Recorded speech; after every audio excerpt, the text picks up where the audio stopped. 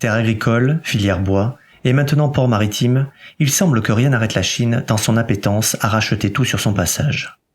Son projet créé en 2013, Belt and Road Initiative, ou Nouvelle Route de la Soie, frappe encore plus fort et vise à renforcer l'hégémonie de la Chine sur le plan mondial.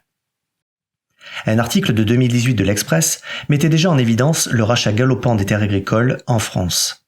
En effet, depuis 2016, la Chine a interdit sur son sol le bûcheronnage des forêts, ce qui a conduit les sociétés chinoises à venir se ravitailler sur les marchés extérieurs. Le chêne français est très prisé et subit les assauts des velléités chinoises. Cette demande constante et le manque de ressources conduisent à une saturation du marché. La Fédération nationale du bois estime qu'il manque actuellement 400 000 mètres cubes dans les scieries.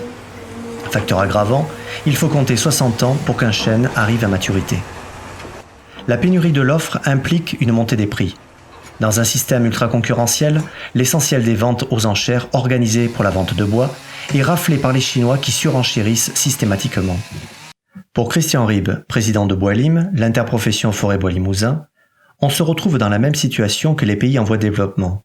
Ils pillent notre bois sous forme de grumes, ils le transforment en Chine et ils prennent donc de la valeur là-bas. En 10 ans, le prix du chêne a grimpé de 60%. La Chine jette aussi son dévolu sur le blé français. Le conglomérat diversifié chinois Reward Group a confirmé à l'agence France Presse avoir racheté environ 3000 hectares de terres en France pour y cultiver du blé bio. En effet, les habitudes de consommation chinoises ont changé. Étant plus consommateurs de viande, leurs besoins en céréales se sont donc accrus grandement. Ils cherchent à acquérir des terres partout dans le monde pour y cultiver blé, maïs et soja pour nourrir leurs bêtes. Paul Molac, député écologiste, interpelle l'Assemblée nationale sur les acquisitions chinoises de terres céréalières françaises.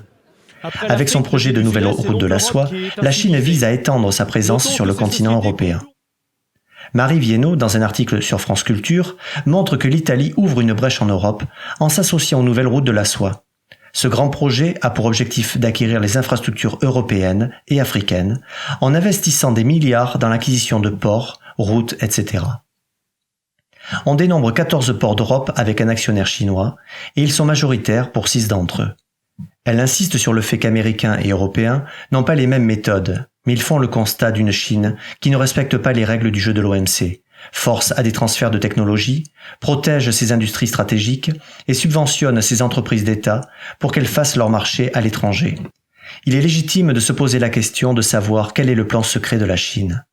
Derrière tous ces investissements massifs en Occident, le régime chinois avance ses pions sur les points stratégiques économiques en faisant cavalier seul. En l'absence de garde-fous, nous voyons les liens de cette route de la soie se tisser de façon insidieuse sur nos territoires et conduire résolument vers une dépossession de notre patrimoine. Mais pouvons-nous laisser cette partie se jouer sans y tenir un rôle ?